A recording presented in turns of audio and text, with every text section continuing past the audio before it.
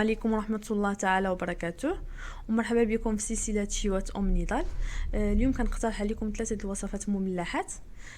دونك في النوع الأول غادي نديروه بالزعتر، النوع الثاني غادي نديروه بالحار السودانية، النوع الثالث غادي نديروه بالثوم وبنكهة السمك، يعني غيجيب طعم السمك. اذا في المقادير غادي نحتاجو كاس ديال الزبده مخلط مع الزيت، كاس ديال الماء، الملح، البزار، تحميره، زليفه صغيره ديال الكاشير محكوك، معلقه ديال لاموطارد، 3 ديال المثلثات ديال الجبن، بصله صغيره محكوكه، معلقه ديال الهريسه، خميره ديال الحلوه، والدقيق حسب الخليط اللي غيجمع لينا هاد المكونات. يعني الشكل الاول غادي نحتاجو فيه الزعتر اللي كيكون مطحون كما كتشوفوا. الشكل الثاني غنحتاجو ليه السودانيه الحار، والشكل الثالث غادي نحتاجو ليه الثوم وعطريه ديال السمك، توابل السمك، جبن احمر، وبيضه اللي مخلطه مع الهريسه غنحتاجوها في الدهن. اذا ندوزو للطريقه ديال التحضير ديال هاد المملحات. ناخذ اناء اللي كنديروا فيه مثلثات الجبن والبصله، ونضيفوا الكاشير، كزليفه ديال الكاشير اللي عندنا، ونضيفوا الملح. دونك الملح كيبقى على حسب الذوق، دونك كنضيفوا القياس اللي بغينا. نضيفوا التحميره، نضيفوا شويه ديال الابزار، الهريسه، معلقه اللي عندنا ديال الهريسه،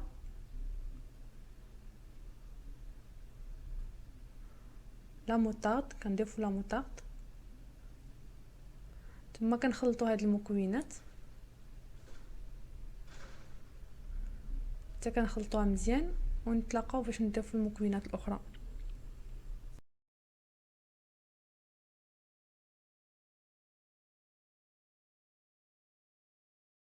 كنضيفوا الكاس اللي مخلط بين الزيت والزبده، كنخلطوا مع المكونات الاولى مزيان، ثم كنضيفوا الكاس د الماء،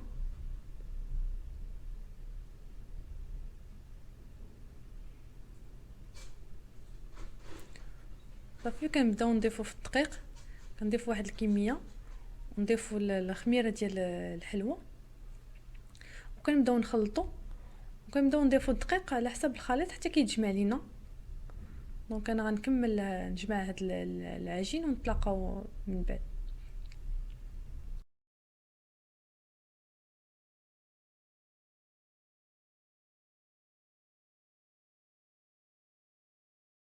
هذا العجين ديالنا، دونك كنقسموه لثلاثه ديال الكويرات باش نشكلوا الاشكال بثلاثه. دونك كنقسموه على ثلاثه.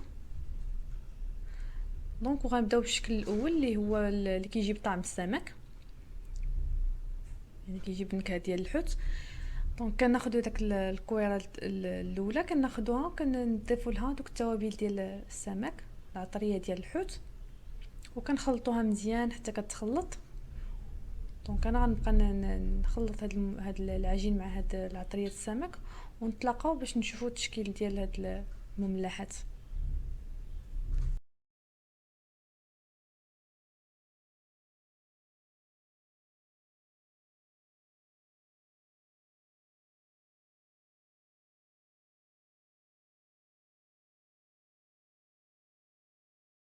لان هذه الكويره ديالي ملي خلطتها بعطريه ديال السمك كنطلقها مزيان بالمندلك كما كتشوفوا، كيكون يعني السمك ديالها رقيق. وكنبداو ندهنوها بداك الخليط ديال الابيض البيض مع الهريسه،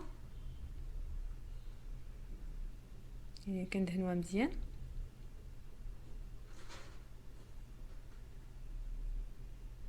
على هذا الشكل.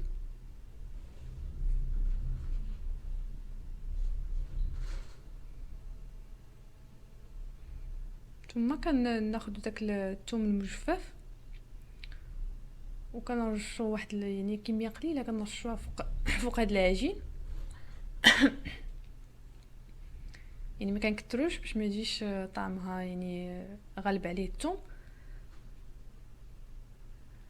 صافي وكنحكو الجبن، جبن احمر كما كتشوفوا.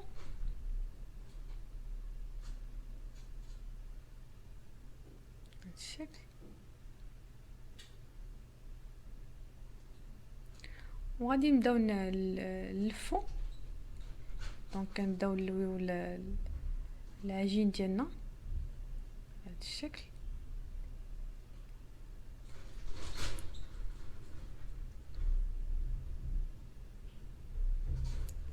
دونك كنبقاو كنلفو، يعني كنحسبوا واحد 4 ديال اللفات تقريبا اولا 5، دونك على حساب اللي بغيتو، ممكن اكثر.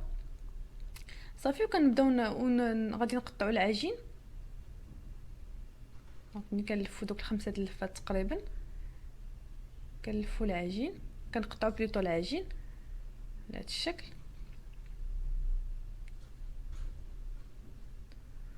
غادي نلفوا يعني القطعه الثانيه. شوفوا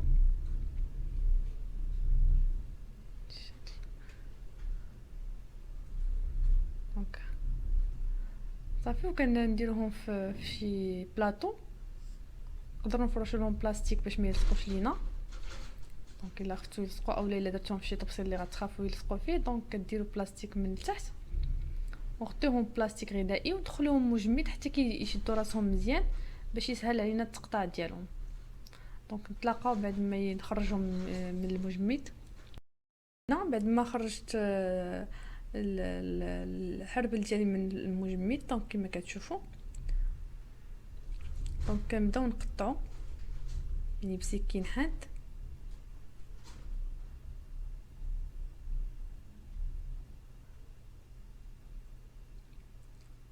يعني كندخلو مجمد كيسهل علينا اننا نقطعوهم ياخذوا داك الشكل. صافي كنستفوهم في انيه ديال الفرن، كندخلوهم. هذا هو الشكل ديالهم.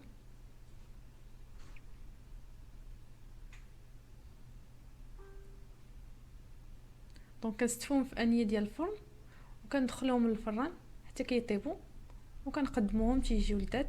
دونك نتلاقاو نشوفوا الشكل النهائي. دونك غادي ندوزو دابا نشوفوا الشكل الثاني ديال هاد المملحات. بالنسبه للشكل الثاني اللي غنديروه بالزعتر، دونك كناخذوا شويه من العجين وكنشكلوه على شكل حربل كما كتشوفوا. نحاولوا اننا نرققوه شويه ما يجيش غليظ. الا احتاجينا يعني لصقات لنا عجينه كنرشوا شويه ديال الدقيق، وكنبداو نشكلوا في الحرابل ديالنا على هذا الشكل. هذا هو الشكل. دونك كناخذوا واحد البلاطو اولا بحال هكا خشبه، وكنديروا فيها كنرشوا فيها شويه ديال الزعتر اللي كيكون مطحون كما شفنا في المقادير، وكنبداو نلفوا داك الحربل في داك الزعتر بهذا الشكل. نحاولوا اننا نغطيوه بالزعتر.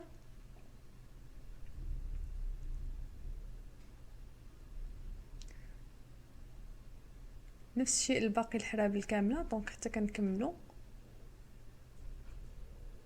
كندوزوهم في هذاك الزعتر وكناخذوهم. كناخذوا هاد الحربل كنستفوهم في شي بلاطو اللي كنكونوا فيه مفرشنا بلاستيك لا خفنا يلصق لينا، وكنغطيوهم بلاستيك غذائي دائما، وكندخلوهم للمجمد حتى كيشدوا راسهم مزيان. ونتلاقاو باش نشوف. بعد ما خرجنا الحرابل ديالنا ديال الزعتر من المجمد، كناخذوا مقص وكنقطعوهم على هذا الشكل. كنحاولوا اننا نميلوا باش يعطيونا داك الشكل المائل كما كتشوفوا.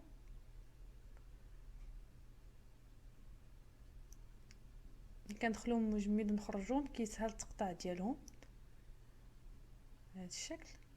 صافي وكنستفوهم في انيه ديال الفرن وكندخلوهم الفران حتى كيطيبوا. دونك غادي نستفوهم في الانيه وندخلوهم الفران وندوزو باش نشوفوا الشكل الثالث ديال هاد المملحات، ومن بعد نتلاقاو نشوفوا الشكل النهائي ديال هاد المملحات كامله. دونك هادو المملحات ديال الحار. دونك بنفس الطريقه ديال الزعتر. دونك كناخذوا شويه من العجين وكنشكلوا واحد الحربل اللي كيكون رقيق. كما قلت كنستعملوا الدقيق، خفنا ان العجين ديالهم تيكون رطب شويه دونك باش ما يلصق ليناش.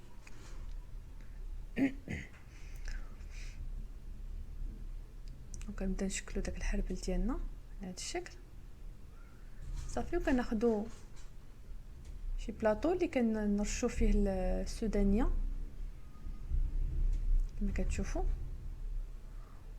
كنبداو ندوزو داك الحربل ديالنا في هذا الحار دونك حتى يعني يتغطى بالحار مزيان بهذا الشكل. نفس الشيء الباقي الحرابل كامله حتى هي كندوزوها على هذا الشكل في الحار صافي. وكنستفوهم في شي بلاطو كما قلت، نستعملوا البلاستيك الا خفنا يلصقوا لينا، وكنستفوهم في بلاطو كندخلوهم مجمد حتى كيشدوا راسهم مزيان، ونطلقوا باش تشوفوا الطريقه ديال التقطاع ديالهم. ما خرجنا الحربل ديالنا من المجمد دونك كناخذوا مقص وكنبداو نقطعوا نفس الشكل ديال الزعتر، يعني بشكل مائل كنبداو نقطعوا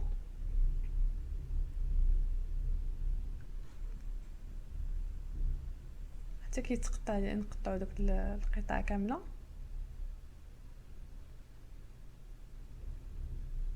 صافي. كنستفوهم في انيه ديال الفرن وكندخلوهم الفران يطيبوا، ونتلاقاو باش نشوفوا الاشكال النهائيه ديال هاد 3 المملحات اللي حضرنا اليوم. كيجيو لذاذ ومقرمشين.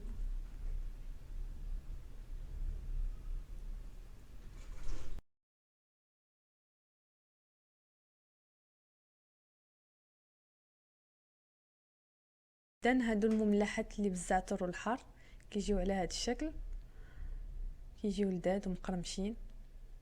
نفس الشيء المملحات اللي بالثوم وطعم السمك حتى هما كيجيو مقرمشين ولذاذ بزاف. نتمنى تجربوهم وترسلوا لي تطبيقاتكم، ولا عجبكم الفيديو بارطاجيوه عندكم، واشتركوا في القناه باش يوصلكم كل جديد وصفاتي، وبصحه وراحه.